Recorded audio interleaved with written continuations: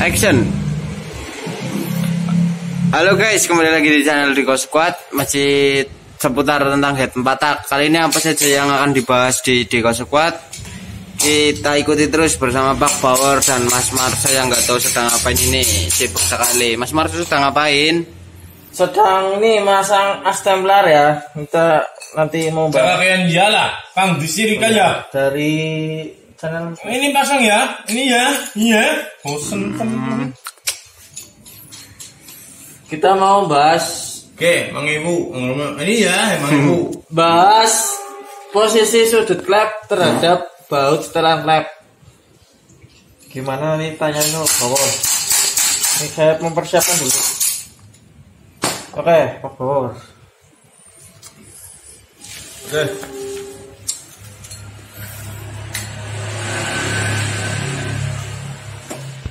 Cek. Loh, templarnya mana? Belum dipasang.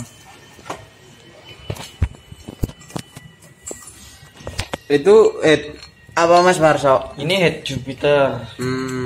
Ini Pak, saya mau nanya ini Pak. Seberapa penting harus memikirkan apa ini kan judulnya kan posisi sudut klep terhadap baut setelan klep. Seberapa penting mementingkan si ini sepatu ini sama ini harus gimana gitu loh. Nanti dulu saya cek pasang.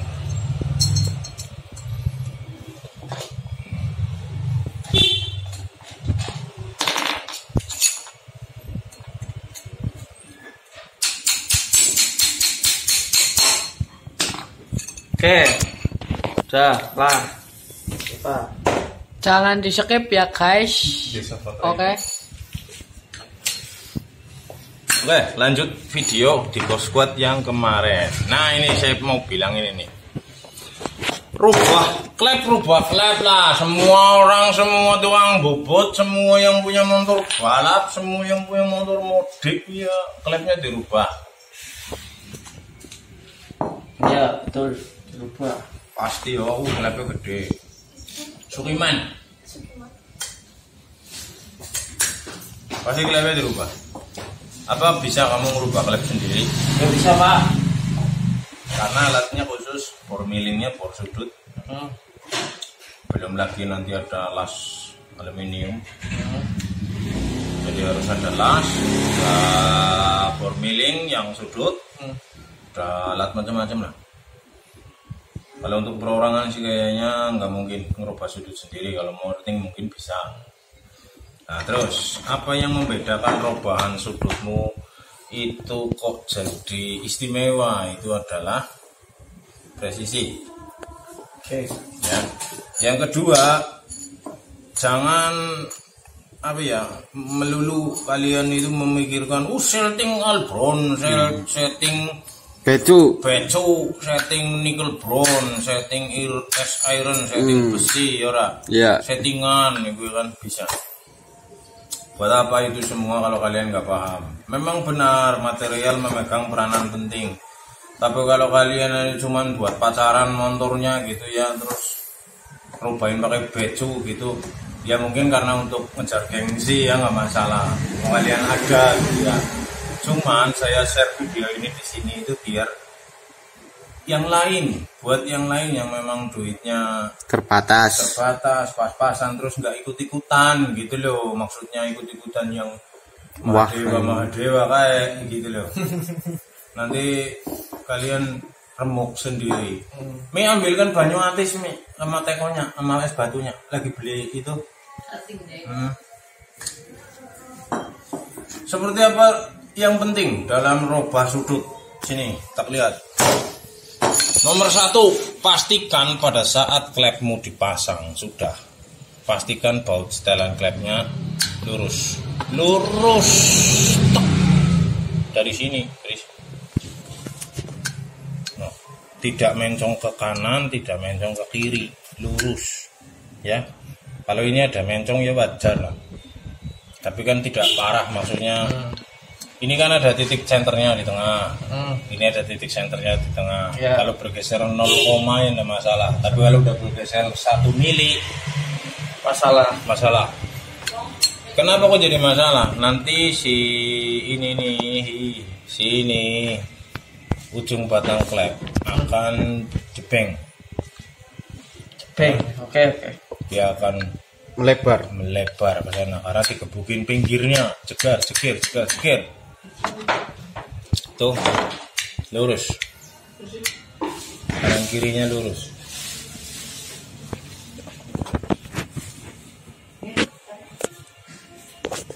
Paham? Harus itu dulu nomor 1. Ya. Secara logika seperti ini gambar ini. Mana spidol?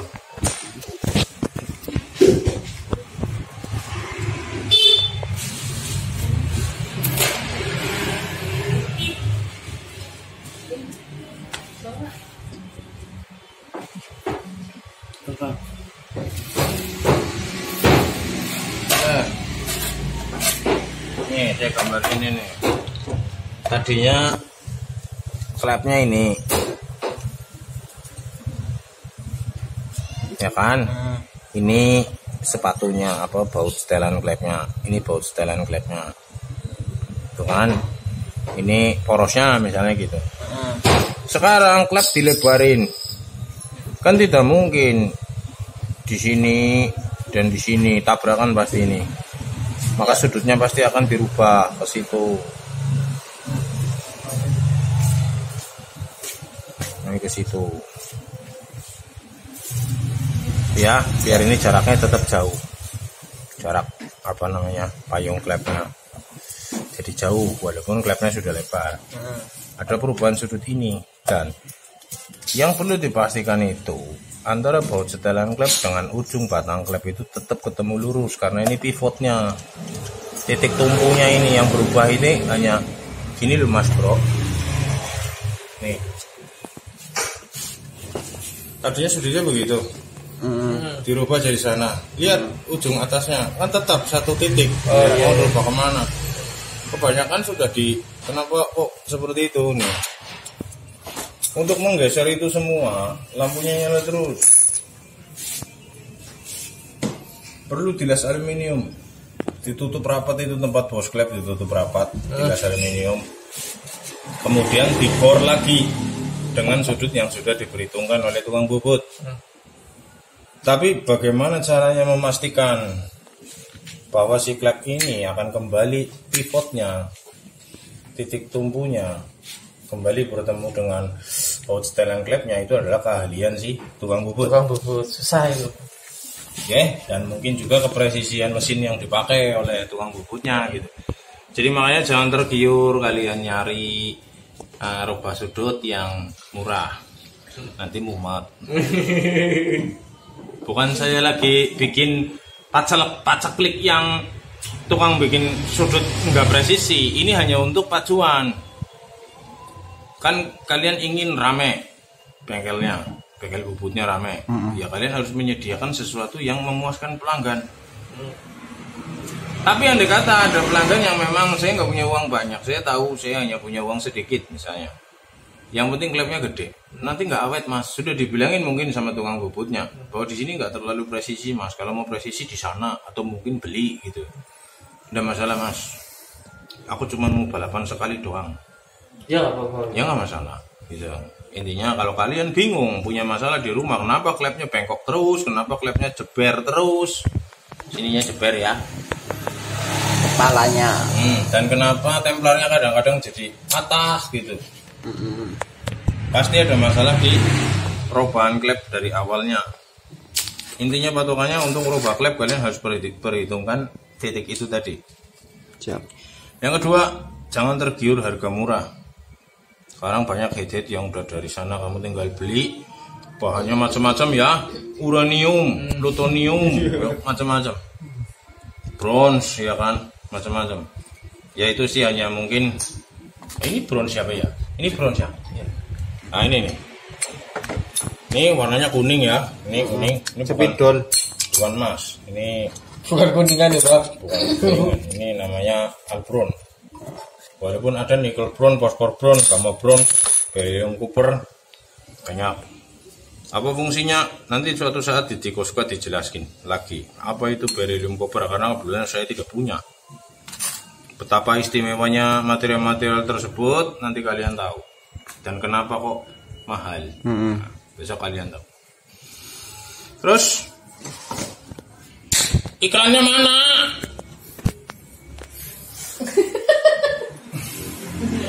Jangan di-skip guys. Silau guys. Silau guys. Oke, terus nomor 2 adalah perhatikan ini. Judulnya apa sih ya? Posisi sudutnya terhadap kota itu tadi. Jadi harus lurus. Sebenarnya saya mau jelasin yang ini, cuman nanti itu mungkin berikutnya aja. Berikutnya aja Pak. Nah, kamu lihat dari samping guys. Tes. Ya. Paham ya? Ketemunya tidak begini guys. Ya. Ketemunya satu begini. Berarti permukaan ini baut dengan permukaan ujung batang klep tidak ketemu plek Rata. Bisa ketemu kayak gini ya Pak. Nah, ini nih ada contohnya. Pintar sekali kamu masuk. Habis makan apa? Lotek. TG varian. Kamu itu TG varian. Nah, ketemunya saya simulasikan, saya dramatisir seperti ini. Ya, bukan seperti ini. Kalau seperti ini, lihat kepleset nanti pada saat dia nekan, permukaannya habis. Nah, ini akan kepleset. Tapi kalau dari sini jauh dia sampai bawah. Berarti Contoh di sini. Nih ya. Sampai dia menekan jauh tuh, dia masih tetap berada di tengah.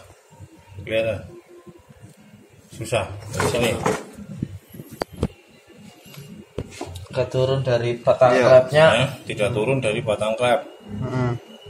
Penting itu. Tuh. Ya.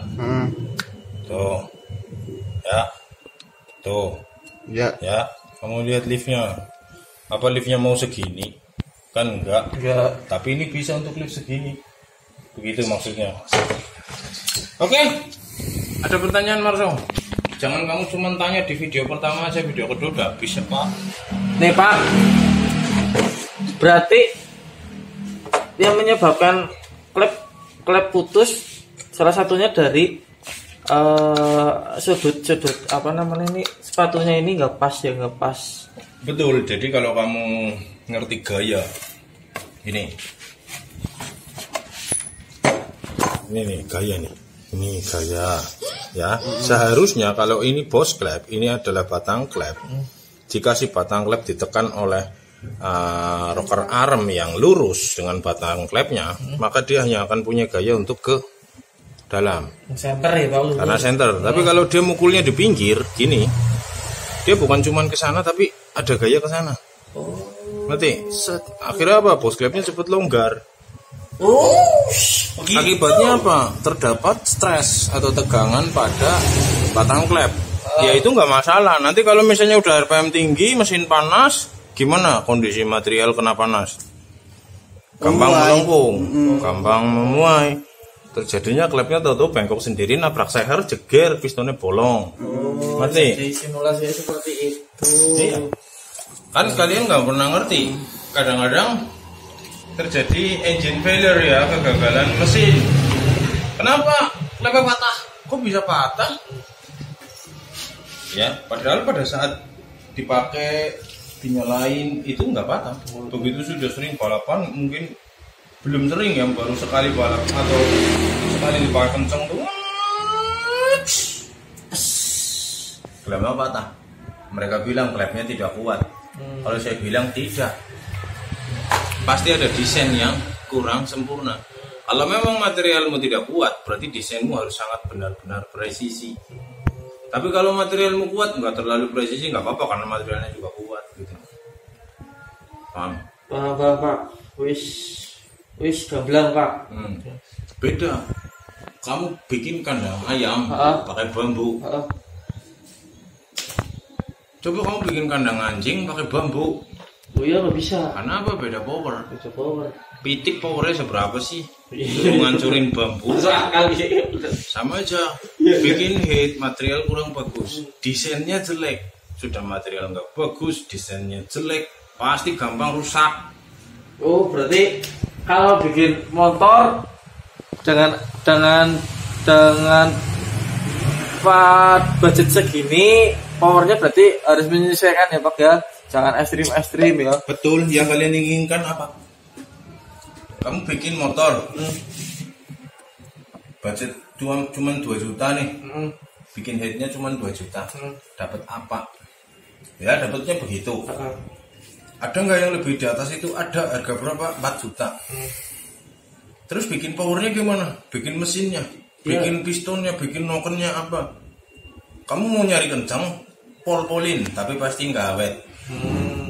Tapi kalau kamu kepengen awet, ya jangan pol-pol, mau kamu cuma 2.000 ngerjainnya, polnya kan 4.000. Ya, oke, itu hati-hati masalah rubah sudut. Jika tidak senter tengah, nanti akan banyak masalah. Jadi main patak itu sebenarnya gampang. Gampang gimana Pak? Oh, nih lihat, kamu kepengen klep gede. Apa kamu yang bikin? Enggak sih. Enggak. Serahin ke tukang bubut gitu. Ini urusan head aja. Untuk menjadikan ruangannya mampu, belum kita bicara noken, liftnya, durasinya, timingnya, baru ini dulu syaratnya untuk mengeluarkan semua yang ada dalam kepalamu. Gua kepengen noken asing overlap kayak gini, kepengen durasi kayak gini, headmu mampu nggak desainnya untuk seperti itu? Aku ingin lift 12 Pak, oke. Bisa nggak headmu untuk lift 12? Coba dipikir. Iya. Berarti jangan kebanyakan ngayal ya. Iya, harus sesuai dengan realita. Berarti filmnya kamu realita cinta dan rock and roll tok kowe. Realitane ora. Ya. Oke. Rock and roll dog ya Pak. Nih rock and rollan tok nih, buat saya. Nih. Ya Pak, 130 junap ge untuk lihat headnya. Lah overlapnya cuma sekutil begitu. Ya ini namanya 130 standar.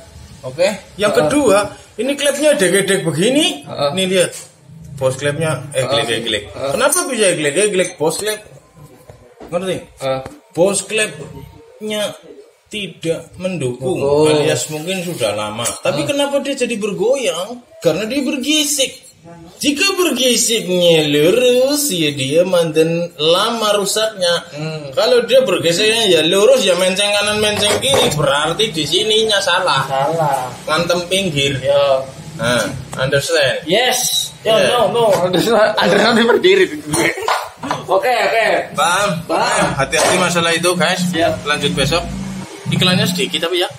Sedikit. Lumayan. Coba diiklanin. Diiklanin lagi. Mas.